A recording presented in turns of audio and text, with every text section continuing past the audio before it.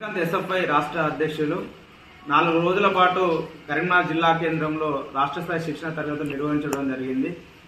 తెలంగాణ రాష్ట్రంలో ఉన్నత విద్యను ఈరోజు కాంగ్రెస్ ప్రభుత్వం తీవ్ర నిర్లక్ష్యం చేస్తున్నది.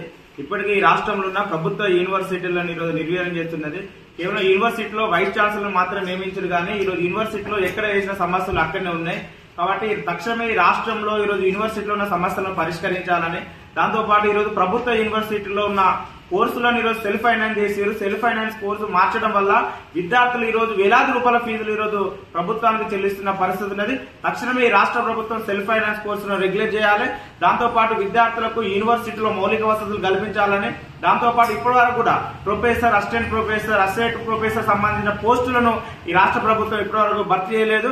ఇలా పోస్టులు భర్తీ చేయకపోవడం వల్ల ఈరోజు యూనివర్సిటీలో ఉన్న విద్యార్థులకు ఉన్నత విద్య ఏ విధంగా ఈరోజు అందుతుందని సందర్భంగా రాష్ట్ర ప్రభుత్వాన్ని హెచ్చరిస్తున్నాం. తక్షణమే ఈ రాష్ట్రంలో ఉన్న యూనివర్సిటీలను కాపాడాలి. యూనివర్సిటీ అభివృద్ధి కోసం రాష్ట్ర ప్రభుత్వం తక్షణమే ప్రత్యేక బడ్జెట్ కేటాయించాలని ఈరోజు ఎస్ఎఫ్ఐ డిమాండ్స్. దాంతోపాటు ఈ రాష్ట్రంలో విద్యారంగంలో అనేక సమస్యలతో విద్యార్థులు చదువుతున్నారు. ఇప్పటికే ప్రాథమిక విద్యలో ఈరోజు 11,000 పోస్టులను, డిఎస్ పోస్టులను మేము ప్రకటిస్తామని చెప్పారు. కేవలం 5,000 పోస్టులు మాత్రం ఈరోజు పరిమితమయ్యారు. కాబట్టి ఈ రాష్ట్రంలో ఈరోజు ప్రభుత్వ పాఠశాలల్లో ఈరోజు ఖాళీగా ఉన్న ఈరోజు టీచర్ పోస్టులను భర్తీ చేయాలని, దాంతోపాటు ఈరోజు గురుకులాల్లో, దాంతోపాటు జూనియర్ కళాశాలలో ఉన్న ఖాళీగా ఉన్న టీచర్ లెక్చరర్ పోస్టులను కూడా తక్షణమే ఈ రాష్ట్ర ప్రభుత్వం భర్తీ చేయాలని ఎస్ఎఫ్ఐ డిమాండ్ చేస్తున్నాం.